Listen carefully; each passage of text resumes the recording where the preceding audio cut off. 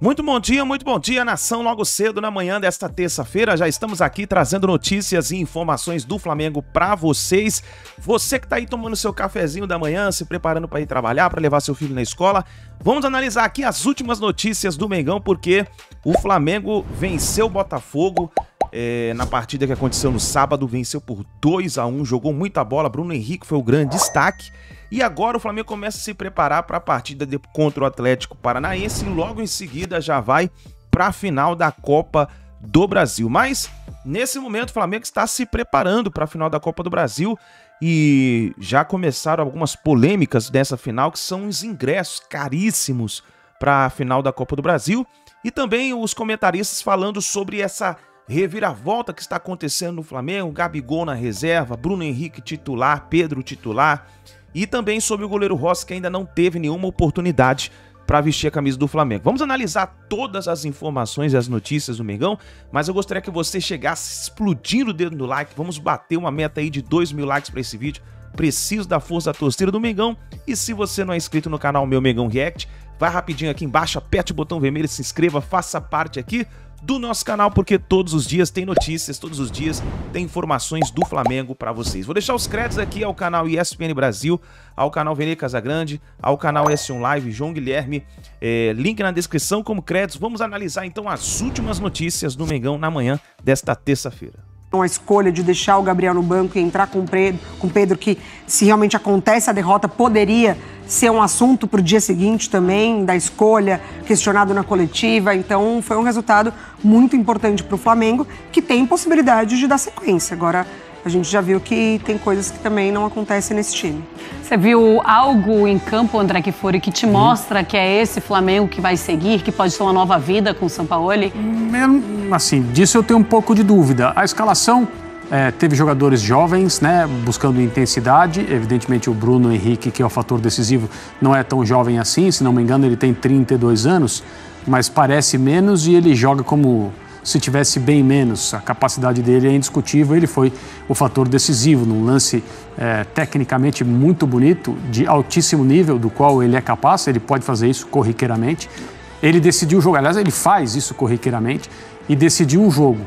A minha impressão é que é menos esse fator dos dias disponíveis para trabalhar antes de um clássico do que a própria motivação que está por trás da participação de jogadores de futebol em ocasiões como essa. Enfrentar o líder do campeonato, um rival, uma equipe que está tentando se reerguer, um clube que tenta se reerguer, que venceu o Flamengo no primeiro turno, que lidera o campeonato por uma larga margem, todo mundo dizendo, mas e o Flamengo? Como é que pode estar X? Quantos pontos o Flamengo está atrás do Botafogo antes da rodada? Eram 12. Eram 15, 15, né? E agora 12, é isso? Exato. Então, assim, como que pode ser algo, como que se dá algo assim? O Flamengo realmente está muito abaixo. E aí acho que os jogadores entendem que é a ocasião certa para mostrar. Eu acho que as próximas partidas vão nos contar se isso aí foi uma coisa bem ocasional. Sim. E nós vamos voltar a ver um comprometimento como esse em campo na final da Copa do Brasil. Eu tenho convicção que sim. O Flamengo vai aparecer na decisão contra o São Paulo. Não dá para ser diferente, os jogadores sabem disso. Então, independentemente dos problemas internos, de relacionamento, aqueles que não toleram o treinador que trabalha no clube hoje, aqueles que gostam dele, mas gostam porque estão jogando mais, tudo isso vai ser deixado de lado, porque são duas partidas que valem troféu. E essa, contra o Botafogo, tinha um outro valor também. O campo ajuda, bom gramado, diferentemente do Maracanã. Jogadores do Flamengo são muito técnicos, os do Botafogo também são, mas estão acostumados a atuar ali. Tudo acabou conspirando, digamos assim, para uma atuação diferente do ponto de vista coletivo que o Flamengo teve. E também o trabalho. É óbvio que não se pode negar que treinadores de competência pedem mais tempo e acabam não mostrando, é preciso mostrar, e isso também entra nessa computação de uma boa atuação do Flamengo. Pois é, o tapetinho foi realmente muito, pelo menos mostrou o Flamengo um futebol muito mais consistente. Agora, Mari, a gente tem aquela coisa, né? Ninguém consegue jogar futebol de uma hora para outra, mesmo que esse time seja o Flamengo. Só que às vezes o Flamengo mostra isso. Em uma partida ele não joga absolutamente nada, na outra ele simplesmente aparece. E aí o que faz a gente acreditar, olha, é muito de motivação, é muito de como essa equipe entra em campo na sua parte anímica. Em Copa do Brasil, se tem algo que não pode ficar para trás ou que não vai ficar para trás, é essa parte anímica. Aí o torcedor de São Paulo já fica olhando de uma maneira ainda mais preocupada com o adversário, o Flamengo? Não sei se mais preocupada, mas preocupada. Porque não é de hoje, né? O Flamengo, até esses jogadores, eles têm participado de decisões, eles têm mostrado um poder de decisão na individualidade. Tem jogadores, principalmente, que na hora ali da decisão aparecem mais ainda, né? O Gabriel, ele pode não ter entrado ontem, mas se entra no final de Copa do Brasil, obviamente que o torcedor do Flamengo tem toda a confiança de que ele vai dar uma resposta. Então, acho que tem o poder de mobilização e tem também da capacidade do entendimento do que o próprio jogador sabe fazer, né? Porque ele não aprende do dia para a noite, mas ele não desaprende do dia para a noite.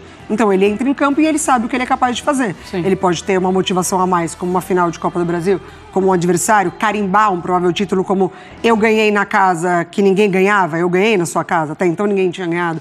Então, acho que tem todos esses fatores. Muito bem, olha, falando em final de Copa do Brasil, hoje o Júlio Casares deu uma entrevista exclusiva à ESPN, dando aquela cutucada no Flamengo por conta dos preços dos ingressos cobrados para a final da Copa do Brasil. Muito bem, vamos falar então sobre esse assunto. É sempre um assunto muito polêmico, os preços dos ingressos. Tem certo ou errado nessa história, André Kfouri? Eu entendo o seguinte, é dever de todas as pessoas que tomam decisões a respeito de política de ingressos nos seus estádios.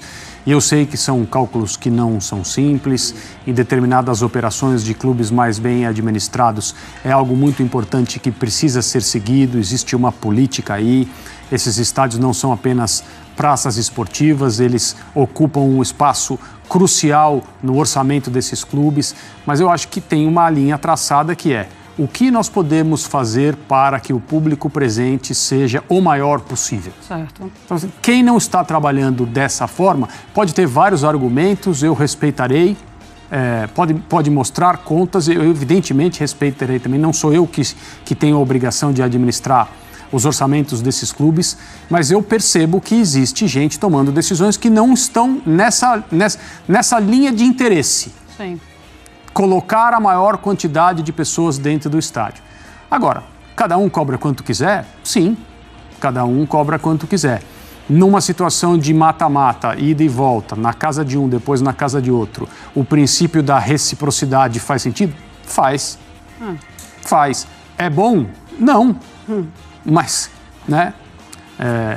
A gente vê isso em vários lugares do mundo, especialmente na Alemanha. Os torcedores, os sócios torcedores ficam muito bravos quando o Bayern aumenta ingresso e tudo mais, aí eles põem faixa lá, isso é muito caro, não pode ser assim e tal. Mas mesmo assim, existem políticas lá que são mais inclusivas nas diferentes faixas de preço. Os estádios lá atingem médias de público, eu estou falando do futebol alemão, que são muito invejáveis. E eu entendo que ali, em determinados ambientes de futebol, esse raciocínio ele é feito. O que eu tenho que fazer para que o meu estádio receba o maior público possível? Né? O que o Casares disse, às vezes eu prefiro perder 2, 3 milhões e ter a fidelização. Acho bonito, da boca para fora, mas evidentemente é preciso reconhecer que a média do São Paulo é altíssima e alguma coisa está sendo bem feita ali. Ele fala sobre, e ele elogia os torcedores que não vão apenas à final. Tem uma coisa que é um ponto assim que eu acho crucial nessa história. Apesar de não ficar tentando não colocar em certo ou errado nisso, eu acabo achando que o que se pratica no Flamengo é algo errado, porque você tem um público que historicamente te segue. E o público do Flamengo é o povo, é um público popular. São pessoas, na maioria das vezes, que não têm 350 meia entrada ou R$700 para dar para um jogo. para uma final de campeonato. Então você afasta esse público que está com você a vida inteira, historicamente, famílias que te seguem, para colocar pessoas que têm um poder aquisitivo e que nem sempre estava com você desde antes ou na história do clube. Então isso é algo que me pega um pouco, Mari. Ou pior, ou esse torcedor ele vai fazer de tudo para ter esse dinheiro. E aí é um perigo, né? Muitas vezes pode ser realmente um perigo.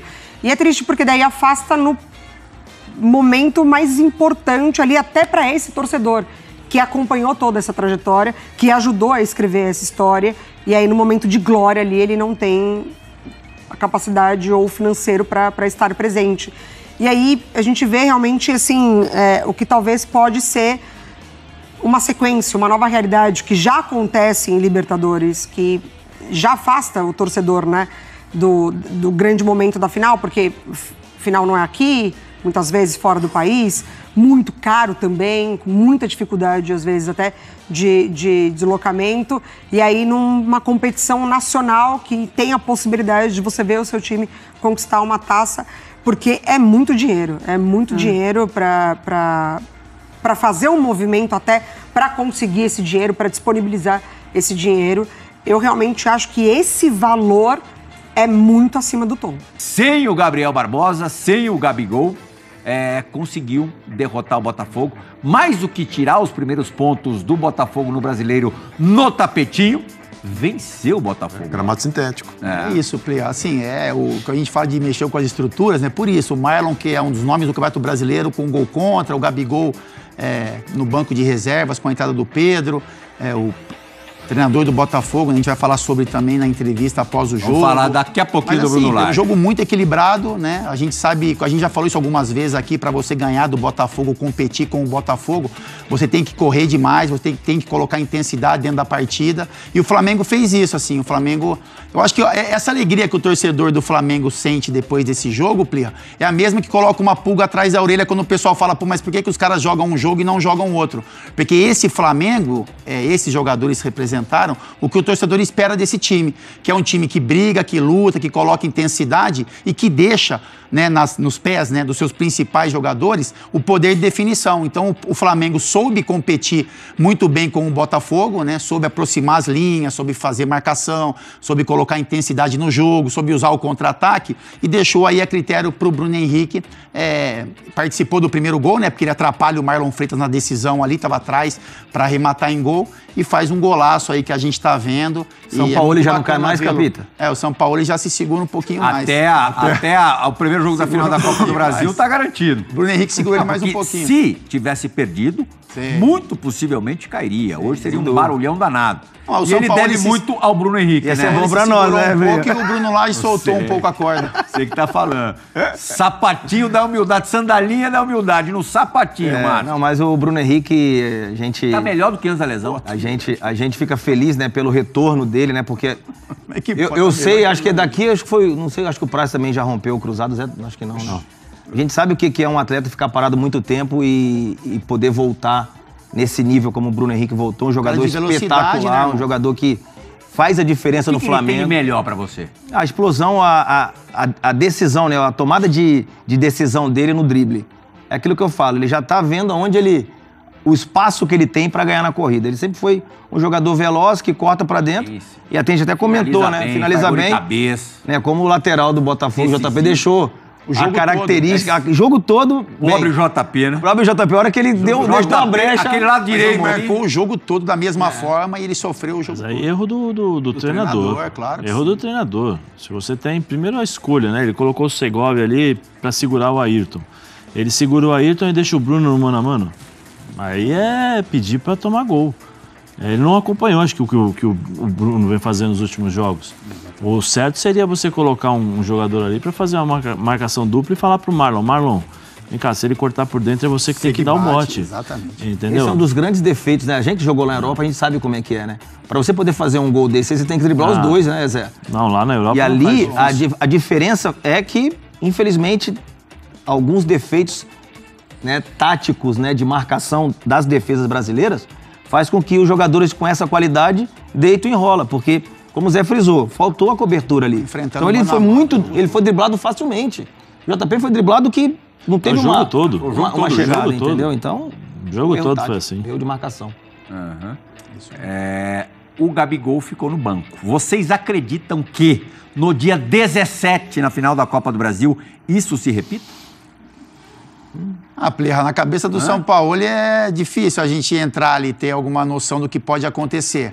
Eu acho que é um sinal. Aliás, ó... Eu acho que o Gabigol não ficou no banco para ser poupado por alguma coisa, sabe? Ele ficou no banco porque o São Paulo entendeu que o Pedro era a melhor opção. Fez uma partida bem convincente. Sim, o time, né? O Pedro, a gente tem observações também, né? Enfim. Mas... Cá entre nós, ele não tá jogando bem. Também não tá. Mas o time fez Destaques individuais, além do Bruno, lógico, acho que o Pulgar foi muito bem, né? O Pulgar. Eu acho que o sistema defensivo, eu acho que o Léo Pereira e o Fabrício Bruno, eles tiveram uma boa atuação, né? Eles combinam muito, porque eles, né? Eu não lembro se eles jogam de acordo com o que o Flamengo pede, né? Eu não lembro se o Pulgar teve lesionado, mas acho que o Flamengo teve uma lesãozinha teve, assim. Né? Então, o Flamengo perdeu muito tempo de não usar esse jogador. Com experiência internacional, um cara que dá ritmo de jogo. Agora, Praz, no banco de reservas do Flamengo, no sábado, você tinha, que foram titulares, em algum momento, titulares absolutos do Flamengo e campeões pelo Flamengo.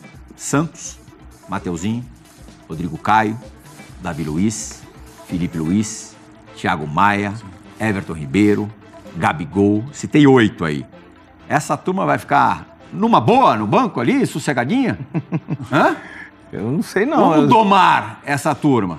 Mas tem gente pedindo passagem, né, Capita? Tem gente pedindo... E o momento que vive o Flamengo é um momento de decisão. O Flamengo está às portas de uma decisão de Copa do Brasil e eu entendo que tem que jogar quem está melhor. Não adianta jogar o preferido do técnico. Quem está melhor, joga. E é um desafio, né, Plirra? Porque o que se bateu na tecla do Flamengo há pouco tempo aí? Que o problema da gestão do São Paulo, a gestão de pessoas não era boa. Sim. O Marcos Braz também teve problema de gestão. E o que mais precisa nessa hora com essa galera toda aí de fora? Aí gestão. Tá. E como é que vai ser? Aí vai ter que partir dos líderes. Você acredita que eles terão a consciência de que, nesse momento, o negócio é ficar quietinho, respeitar a decisão do treinador, ganhar os 2 jogos e ser campeão do Brasil e conquistar um título no ano? Eu não joguei com ninguém do Flamengo que tá lá hoje. Assim, Jogou com o Gabigol na seleção. Mas muito pouco, né? Assim, não conheço. E assim, não tem nada pra falar do Gabigol. Quando me perguntam do Gabigol, que são mais discutíveis em relação a isso, do Neymar na seleção, não tenho o que falar. Naqueles, 20 dias que eu fiquei lá, irrepreensíveis. E assim, o Gabigol amadureceu bastante, mas, aí a ponto de chegar numa final de campeonato e tá de fora, e não é só uma questão, né? São várias. Então, assim, vai depender muito de como essas lideranças vão reagir. Só que por aí que tu tem o Felipe Luiz de fora, o Everton Ribeiro de fora. O Felipe Luiz, o Everton Ribeiro e o Davi Luiz. Se o Gabigol olhar para esses 3, que são caras de peso também, e os caras tiverem comprado o barulho do coletivo, não vai. Ou ao contrário, se o Davi Luiz olhar para o Gabigol, para o Everton Ribeiro e para o Felipe Luiz e ver, então assim, depende muito do grupo, dos jogadores, porque pensando no Marcos Braz e do São Paulo, pelo jeito que estão fragilizados, assim, é difícil eles terem essa gestão. O que você acha, Zé? Eu acho que ficaram quietos porque teve vitória ontem. Isso vai se basear muito no resultado. Se não tivesse vitória, o São Paulo já estaria fora. Tivesse perdido, estaria fora. Empate, não. Sim. E aí, Gabigol provavelmente com o próximo treinador seria titular, aí voltaria tudo ao normal. E o negócio é que vai ter 2 semanas de trabalho. Sim. Entre eles só até a final. Não tem mais a FIFA não traz boas lembranças. Mas eu acho que ele fez também de propósito o São Paulo. Para transferir culpa, para transferir responsabilidade. Eu acho que ele fez de propósito, foi bem nessa. Dessa vez o Flamengo quis jogar. Dessa vez o Flamengo correu. E tudo com o exemplo de um cara que eu odeio aquele discursozinho. Não tem motivação porque ganharam tudo. Pronto. O Bruno Henrique deu uma lição para todo mundo que fala essa palhaçada. Ele fez parte do quarteto ali, que é o pilar do Flamengo. Para mim foi o jogador mais importante em 2019, sei que muitos discordam. É um jogador importante em todas essas últimas conquistas do Flamengo, menos no ano passado, que ele estava machucado. E carregou nas costas. Ainda assim foi líder de assistências da Libertadores, não do Flamengo, da competição. Mesmo com a lesão. Jogando só fase de grupos. Ele foi o cara que mais deu passe para gol na competição. E correndo o jogo todo. se esforçando o jogo todo, sendo decisivo e ainda expondo uma palhaçada do Sampaoli, que aí eu não sei se você tem informação, se ele pediu pra sair, se sentiu alguma coisa. Depois do jogo que surgiu foi de que ele era dúvida pro jogo, inclusive. Tinha lá um problema físico. Eu acho que por isso que ele saiu. Então tem explicação. Não tem outro motivo, não pode ser outra coisa. E aí a gente fala, voltou a vergonha na cara do Flamengo. Voltou. Então, que bom. Será que é assim? Vai ficar assim agora até o fim do ano ou não? Ou é de lua? E outra também, elogiar muito o Bruno Henrique. Como foi decisivo o Bruno Henrique. Golaço. Tinha feito outro golaço que foi anulado corretamente, mas foi outro golaço. Chamou a responsabilidade. E do outro lado, o Mauro César Pereira, aí é meu, como diz o Vamp, né? O Cebolinha não tá dando. Não dá. O cara que custa 70 milhões de reais... 70 milhões de reais pra jogar mal como ele vem jogando e ainda comprometer resultados, porque o que ele fez no clássico contra o Botafogo é um desrespeito, inclusive, ao Wesley.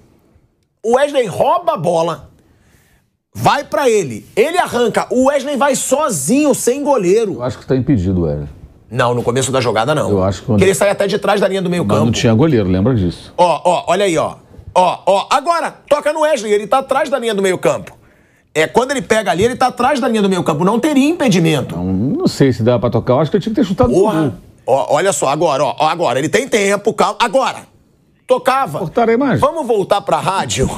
De volta. volta, na sua cara aí, pô.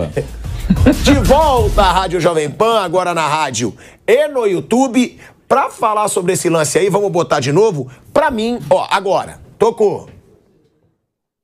Toca, agora.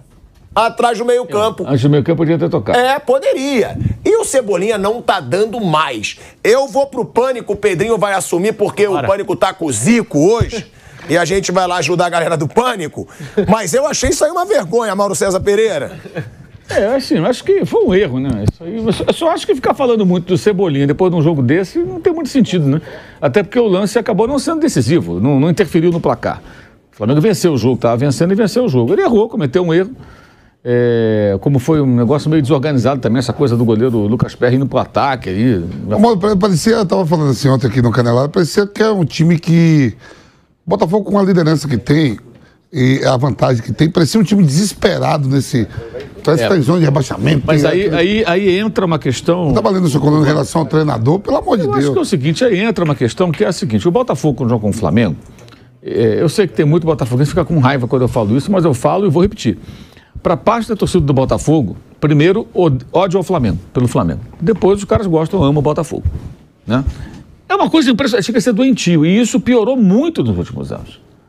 É o único clássico no Rio em que, incondicionalmente, os únicos clássicos que não tem meio a meio no Maracanã, ou no Engenhão, que permite duas torcidas também, já teve várias vezes, é o jogo do Botafogo. É 10% para o visitante e tal, enfim. E quando ele vai ao Maracanã também, ele tem só 10%, é recíproco, né? O que acho que assim, uma coisa que até fere a tradição do futebol do Rio, que resiste ainda com duas torcidas, como a gente vê em Fla-Flu, Flamengo e Vasco, por exemplo. Então, esses jogos são cercados de uma expectativa muito grande. O Botafogo perde demais para o Flamengo jogando no Engenhão, mesmo com toda essa campanha. É a 7ª derrota seguida que sofre. Né? Desde 2018 não consegue escapar de uma derrota em todos os confrontos que tem nesse estádio. Foi rebaixado, voltou e continua perdendo com o jogo. Ganhou já no Maracanã, já ganhou em Brasília, mas não consegue vencer jogando diante do seu torcedor. E eu acho que o time fica muito pilhado, os jogadores entram nesse espírito, o técnico já entrou nessa, e isso acaba atrapalhando, acho que um pouco o Botafogo. E o Flamengo, dessa vez, como eu sempre digo, ele escolhe alguns jogos, dessa vez acho que toda essa atmosfera, essa preparação, o que cerca o jogo, motivou os caras e o Flamengo fez um jogo, competiu, né? Competiu, só comparar. Uma semana antes contra o Internacional, a passividade do time, jogo contra o América, jogo contra o Olímpia, os 2 jogos contra o Olímpia, né? Contra os reservas do São Paulo, vários jogos ruins, time acomodado. Inter de Porto Alegre. Contra o Inter na semana anterior, vários jogos muito ruins. E mudou também, até algumas mudanças importantes, né? Não teve o Gabigol, que está numa péssima fase, teve o Pedro, que eu acho que fez um bom jogo. Nesse lance, por exemplo, você vê que o Pedro está dentro da área, e o Bruno Henrique fica no mano a mano com o JP várias vezes e atormenta o jogo inteiro o lateral do Botafogo. Eu acho que ali errou o Bruno Lage, porque o lado direito estava muito fraco, né? O lado que o Segovinha não marca. E o JP ficava no mano a mano toda hora com o Bruno Henrique. Se ficar no mano a mano com o Bruno Henrique é quase um suicídio. Então foi o jogo inteiro um tormento para esse jogador. E no lance do segundo gol, você vê que o Pedro dentro da área, o Gabigol circula mais, né? O Pedro prende mais o zagueiro, chama mais atenção. e acaba sobrando mais espaço para o Bruno Henrique como companheiro de ataque, né? O ano passado a dupla era Gabigol e Pedro. Essa dupla Pedro e Bruno Henrique não teve tantas oportunidades. Jogaram até juntos os três em alguns momentos. E o Bruno Henrique foi o destaque, de fato, da partida. Eu acho que o Botafogo não fez um jogo ruim, lutou bastante, até buscou o gol até o final. Mas entra muito numa pilha, numa vitimização, a reclama de arbitragem, aí no lance do segundo gol a reclamação é de uma falta. O Klaus, ele não estava afim de marcar, ele acordou disposto a não marcar falta nesse jogo. Vou apitar a moda europeia. Deixou o jogo rolou, teve vários lances assim de faltas que ele não marcou, que outros árbitros marcam. Inclusive o lance do Wesley com o Tietê. Só que depois desse lance, a bola circulou por 35 segundos, 8 passes, inclusive para trás. O Flamengo, não foi que a jogada seguiu, logo saiu o gol. A bola circulou para lá, circulou para cá e foi para a direita e voltou. E o Botafogo teve tempo demais para desarmar o jogador do Flamengo, tomar a bola, fazer uma jogada, mas não conseguiu. Então, aquela história de... não é nenhum outro lance, são outros lances que sucederam à falta. Não tem cabimento você voltar 35 segundos, amanhã volta o quê? 5 minutos voltando para anular um gol. Isso não existe. Isso, aliás, na semana passada, ao concordar com a anulação do gol do Vasco contra o Palmeiras, a CBF deu licença para a arbitragem fazer esse tipo de pataquada, mas eles não fizeram. Então... Ontem no Canelada o Pipena até colocou que em 2019 o Jorge Jesus falou de algum lance que voltou 45 segundos. Lembra disso, não? Não me recordo. Eu não recordo disso também, não. Mas isso é contra a lei, né? Contra a norma. Você não pode voltar 45 segundos para anular um gol. Pelo amor de Deus, gente. Isso não existe. Aí você vai dizer, mas cansaram de fazer isso aqui. E a gente cansou de dizer que eles não têm capacidade de fazer isso. Tanto que não foi nenhum VAR para a Copa do Mundo. Incompetentes. Ontem a ação foi correta. Ontem, sábado, foi correta a ação. Foi correto. O Botafogo teve vários momentos que ele poderia... É só para lance crasso, quando define. Se tem a falta, o cara toca a bola, sai na cara do gol, ele faz o gol, ok. Sim. Mas fora isso não dá, né, gente? Pelo amor de Deus. Era todo favorável ao Botafogo. Botafogo jogando em casa, invicto em casa, líder disparado do campeonato, num momento muito melhor do que o do Flamengo, né? Então é óbvio que esse tipo de situação faz com que os caras se mexam. Eles ficam assim, pô, olha lá. Vamos jogar lá dentro e vamos calar a torcida dos caras. Vamos ganhar lá dentro. E time aí completo, deu aquela... Né? Time completo com a volta do Tiquinho, Flamengo desfocado. Ele fica imaginando ali na hora que o ônibus estava parado no viaduto da abolição, né? E a torcida do Botafogo em volta do estádio e tal, aquele clima, né, tenso, pré-jogo, e vendo o time do Flamengo passar, e obviamente que os jogadores lá dentro viram e ouviram muitas coisas, aí os caras, opa, olha aí, é hoje, hein? A casa dos caras tá cheia, vamos ganhar, mobilizaram, ganharam. Isso é uma prova, mais uma vez, de que este time do Flamengo, quando ele está focado, ele é um time muito forte.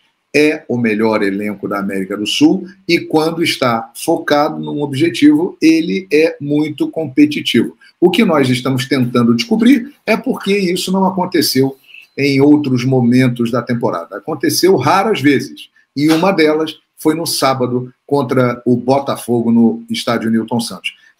Muito se falou de arbitragem, como sempre, aquela coisa toda, mas o Flamengo, num jogo equilibrado, foi melhor. Bruno Henrique fez a diferença e o Flamengo venceu com mérito o Botafogo no último sábado, Alain. Antes de eu dar bom dia para a galera que está chegando aqui no chat, mas só te fazer a pergunta, pegando o gancho aí, a bola que você levantou, João. A Libertadores era a competição prioritária. Você acha que a falta de mobilização para o jogo contra o Olímpia foi soberba? Cara, eu acho que foi reflexo da briga lá no vestiário no Independência. Porque a coisa não vinha bem antes, mas o Flamengo estava pelo menos sendo competitivo. O Flamengo perdeu poucos jogos, o Flamengo vinha de uma sequência muito boa de vitórias fora de casa. Aliás, o Flamengo, este Flamengo tão criticado de 2023, é um time que consegue grandes vitórias fora de casa. E isso é preocupante para o São Paulo na final da Copa do Brasil, hein? O Flamengo ganhou do Atlético Mineiro em Belo Horizonte, ganhou do Grêmio em Porto Alegre, ganhou do Atlético Paranaense na Arena da Baixada. São jogos muito difíceis. Não é fácil chegar lá e ganhar, não. E agora venceu o Botafogo dentro do Engenhão. Ou seja, o Flamengo é um time que vai na casa do adversário e ele vence, ele se impõe, principalmente em jogos em que ele é desafiado. Então eu acho que aquela falta de mobilização foi fruto do descontrole que aconteceu depois daquele fatídico episódio da agressão do preparador físico ao Pedro. Acho que aquilo ali teve influência. Foi um momento de descontrole num ambiente que já estava desgovernado, sem um comando firme, em que o relacionamento já não era bom, mas ali foi o ápice e acabou sobrando para aquela apatia que não se justifica. E essa é uma mancha que essa geração vitoriosa do Flamengo irá carregar. A maneira vergonhosa que foi eliminado o clube da Libertadores pela equipe do Olímpia. Eu só me lembro de um jogo ruim do Matheus Cunha, que foi contra o Olímpia. Ou existiu algum outro? Pelo contrário, eu me lembro de boas atuações dele. Por exemplo, o jogo contra o Bragantino, que o Flamengo levou de 4-0, se não fosse o Matheus Cunha, seria de 8. Então eu acho que, claro, o Rossi foi contratado, tem status, é um grande goleiro. Acho que naturalmente vai ter oportunidades e vai virar titular do Flamengo. Mas o problema do Flamengo eu acho que não é goleiro, não é o Matheus Cunha. Ele vem tendo uma boa sequência e com mérito no gol do Flamengo, né? Mas que o Rossi terá oportunidade contra o Atlético Paranaense, provavelmente, porque aí também vai demonstrar uma falta de vontade de colocar o cara para jogar, né? O outro está na seleção brasileira. 2 dias antes vai estar à disposição da seleção. Vai ter que fazer uma viagem, chegar lá e botar o cara para jogar, dá uma oportunidade para o Rossi. O cara está há 3 meses no Flamengo e ainda não entrou em campo. Aí é uma questão de bom senso do Sampaoli. Mas eu queria registrar isso. Eu não acho que o Matheus Cunha seja um problema no gol do Flamengo, não. Agora, o Rossi, na minha opinião, ele chegou no momento errado no Flamengo, né? Se ele chegasse no início do ano, ele pegaria o Santos numa má fase e entraria no gol do Flamengo e seria o titular absoluto. Só que quando ele chega, o Matheus Cunha, ele vinha muito bem, ele vinha se firmando. Ele é um goleiro que passa muita segurança. E com os pés, ele é excelente. É uma coisa que hoje conta muito para os goleiros. E eu repito, eu não me lembro de muitos jogos ruins dele. Eu lembro apenas desse jogo contra o Olímpia, que de fato ele foi muito mal, assim como toda a equipe. Agora eu estou vendo aqui a seleção olímpica do Brasil. Desculpa, João, só porque você trabalhou diversas vezes com vários repórteres antenados que nunca te deixam na mão, né? É o caso da gente aqui com o Bruno Lemos. O Bruno Lemos está aí e lembrou. O goleiro reserva que falhou contra o Flamengo foi o Anderson. Anderson. Foi fantástico, Anderson. Bruno Lemos. Fantástico, Bruno. Abraço, Bruno. Você é demais. A seleção brasileira olímpica fará amistosos nos dias 7 e 11 de setembro contra Marrocos, lá na África.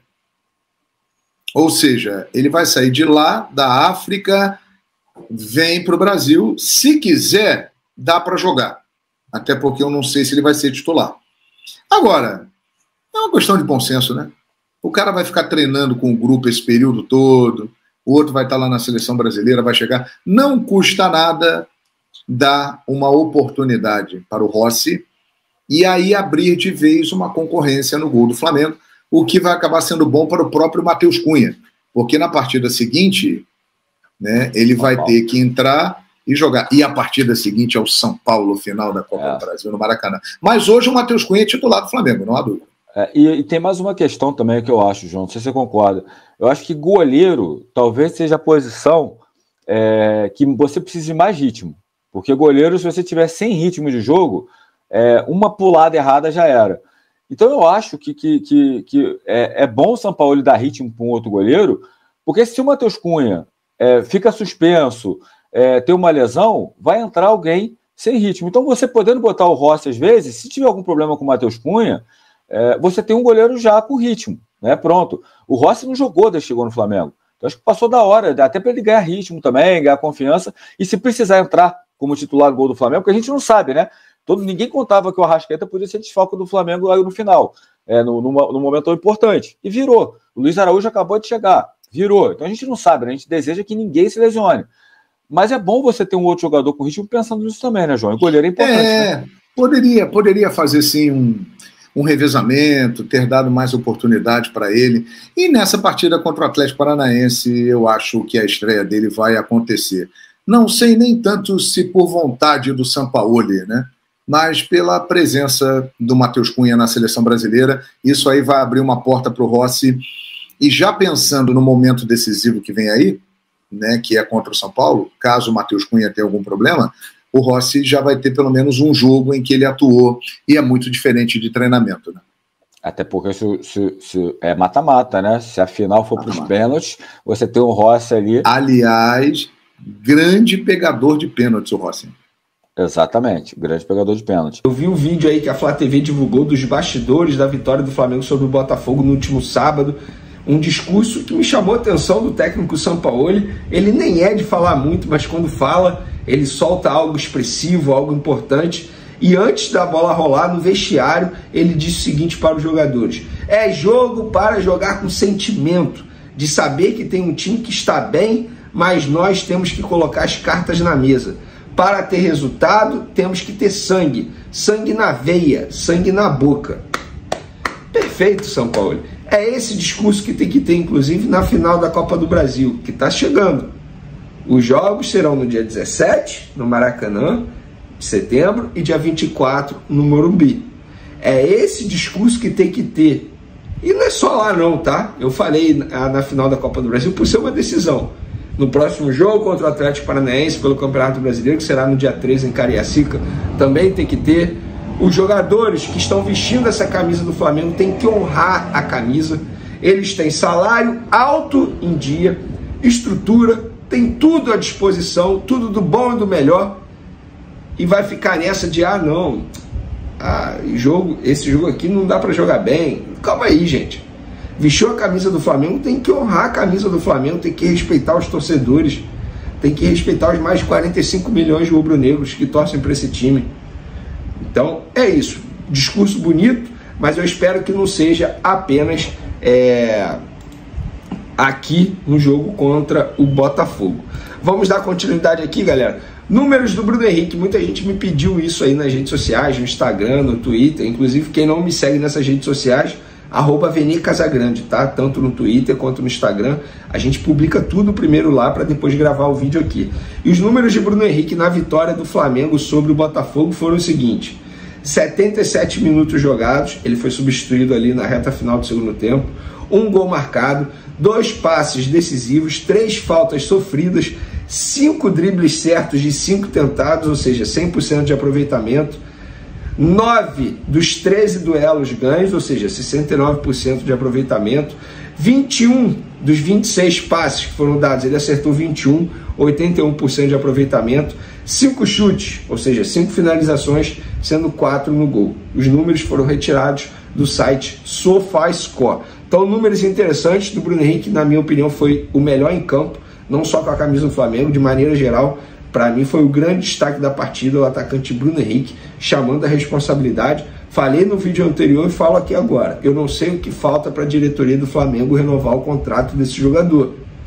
Tá merecendo. Já mostrou que continua sendo o mesmo Bruno Henrique, mesmo com a lesão sofrida no joelho. Uma lesão grave que fez o jogador passar por cirurgia e ficar 10 meses longe dos gramados. Mudando de assunto, vamos falar sobre outro atacante, mas agora é Gabigol, que pela terceira vez desde quando chegou ao Flamengo ficou no banco de reservas o tempo todo sem ser acionado. A primeira vez foi em 2019, a segunda vez em 2022 e agora é em 2023. Terceira vez. É raro, é muito raro isso acontecer. Muita gente vai me perguntar: Vene, será que o Sampaoli fez isso por conta da festa que ele realizou na terça-feira à noite? Gente, eu não acredito nisso, sabe por quê? Se o Sampaoli fosse contra, ele não ia botar o treino na quarta-feira, dia seguinte à festa, na parte da tarde. Ele botou na parte da tarde. E todos os outros dias da semana passada, os treinos foram pela manhã. Então, eu não acho que tenha sido isso. A informação que eu tenho, isso é uma apuração, é minha apuração, eu não sou dono da verdade, mas a informação que eu tenho é que o Pedro, nas atividades, nos treinamentos, estava desempenhando mais que o Gabigol. E por conta disso, o Sampaoli, até por uma questão de estratégia também, optou por Pedro. O que eu acho certo. Treinou melhor, joga. Ponto, acabou. Ninguém tem que ter vaga cativa no time. E estamos falando de um Gabigol que não vive o melhor momento com a camisa do Flamengo. Pelo contrário, na minha opinião, vive o pior momento. Nos números, fisicamente falando. Se a gente parar e analisar, ele não tem mais as mesmas arrancadas que ele tinha em um passado recente. Nem precisa ser o Gabigol de 2019, não. O Gabigol de 2021, de 2020. O do ano passado também já não foi a mesma coisa. Dito isso, tá rolando aí nas redes sociais. Tá rolando não. Foi uma pessoa que soltou no site do Jornal O Dia. Inclusive, eu vou falar aqui, galera. Eu tenho uma coluna no Jornal O Dia. Isso não quer dizer que toda matéria que saia no Jornal O Dia é minha. É uma apuração minha. Não. Dá para vocês olharem lá quem assinou a matéria. Quem foi responsável pela publicação da matéria. E nessa matéria diz o seguinte: Flamengo e Gabriel, que no caso o Gabigol, próximos do fim. Galera, vamos lá. Eu repito, eu não sou dono da verdade, tá? A minha apuração. Estão longe do próximo do fim, mas bem longe. Pelo contrário, o Gabigol não tem a menor pretensão de sair do Flamengo, a menor pretensão, não quer. O Gabigol quer renovar o contrato dele. O Gabigol tem contrato até dezembro de 2024. A diretoria do Flamengo não quer se desfazer do Gabigol. Vocês acham que o Rodolfo Landim vai ser responsável para sempre por ter perdido o Gabigol, que para muitos é o segundo maior ídolo da história do Flamengo? É óbvio que não. Flamengo e Gabigol estão conversando pela renovação de contrato, que nesse momento está congelado pelo momento do Gabigol e o momento do Flamengo. Não é porque o Flamengo não quer mais ficar com o Gabigol. Pelo contrário, repito, a relação está próxima de ter uma renovação de contrato e não próxima do fim. Então, gente, tomem cuidado. Pelo amor de Deus. Que próxima do fim, gente. Primeiro que a janela de transferência está fechada. Segundo, o Gabigol não quer sair do Flamengo. Ele não quer. Ele quer continuar no Flamengo. Então, dito isso, essa é a minha apuração, tá, galera? Vamos lá, polêmica. Estão fazendo sacanagem com o torcedor do Flamengo. E o que eu estou me referindo aqui? Venda de ingresso da final da Copa do Brasil. A começar pelos valores. O valor mais barato para público geral é R$400, setor norte inteira. Absurdo. E o valor mais caro, R$4.500, Maracanã mais. Beleza. Começou aí. Vamos lá. Outro ponto. Falta de transparência da diretoria do Flamengo. Não tem a menor comunicação. Hoje, por exemplo, ninguém sabe quantos sócios o Flamengo tem. Antigamente tinha um site que ficava atualizando quando aumentava, quando caía, era atualização em tempo real. Hoje ninguém sabe. Não existe uma comunicação com o torcedor. E o torcedor ele tem direito de ter esse tipo de retorno, de ter esse tipo de feedback. Isso é qualidade do produto. O torcedor paga por isso. O torcedor ele não paga apenas para ter prioridade na compra de ingresso. Óbvio que isso aí é um plus absurdo. Mas, gente, o torcedor ele tem o direito de ter um pouquinho de qualidade na entrega do serviço. No caso do Flamengo. Aí, para a final da Copa do Brasil, não estão aceitando cartão de crédito. É só Pix. Por que isso? Porque se a facilidade é muito maior que o cartão de crédito. Vamos para outro ponto. O São Paulo, rival do Flamengo na final da Copa do Brasil, pelo visto foi pego de surpresa no valor dos ingressos para o setor visitante. E para quem não sabe, o Flamengo vai cobrar no setor visitante R$700. R$700. Gente, é um absurdo. Vocês acham que o São Paulo vai cobrar quanto para a torcida do Flamengo lá, no Morumbi? Menos 700? Eu duvido. Eu duvido. É no mínimo 700, será o mesmo valor. O que não é errado, né? O São Paulo não está errado. O presidente Júlio Casares, presidente de São Paulo, deu uma entrevista à ESPN e falou sobre isso. Ele disse o seguinte: eu não recebi nada oficialmente, vi pela mídia que os ingressos para o setor visitante serão de R$700, com uma média de 350. Nós vamos ter a reciprocidade. O preço praticado lá será praticado aqui também para os visitantes. E quem sai perdendo? A torcida do Flamengo que quer comparecer ao Morumbi. Aí, muita gente vai me questionar assim: poxa, Vene, no ano passado, contra o Corinthians na Copa do Brasil, como é que foi o esquema? A Camila, minha amiga, que a gente conversa muito sobre o Flamengo, ela, enfim, viaja muito para acompanhar o Flamengo, ela falou: ano passado na Copa do Brasil, o setor norte era R$280 e o setor sul era 400. A torcida do Corinthians teve ingresso a R$400, a diretoria do Corinthians comprou o ingresso e repassou R$90 para os sócios. Foi assim ano passado. E esse ano está acontecendo isso. Eu acho um tremendo absurdo com o torcedor. Absurdo em todos os sentidos. Valor dos ingressos, forma da venda, entrega do produto. Agora, até às 8 horas e 22 minutos do dia 4 de setembro, ou seja, uma segunda-feira, um pouco mais de 40 mil ingressos foram vendidos. Só para vocês terem noção, eu fico imaginando a renda desse jogo. Gente, eu chuto aí, chutando, uns 10 milhões fácil vai ser a renda desse jogo aí, pelo valor dos ingressos, e vai ter gente pagando. Só que sabe qual é o problema? Vai ser uma torcida totalmente diferente, a famosa Fla Selfie.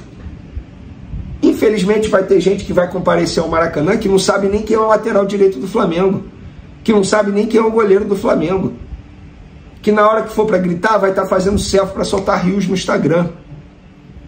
É falta de respeito.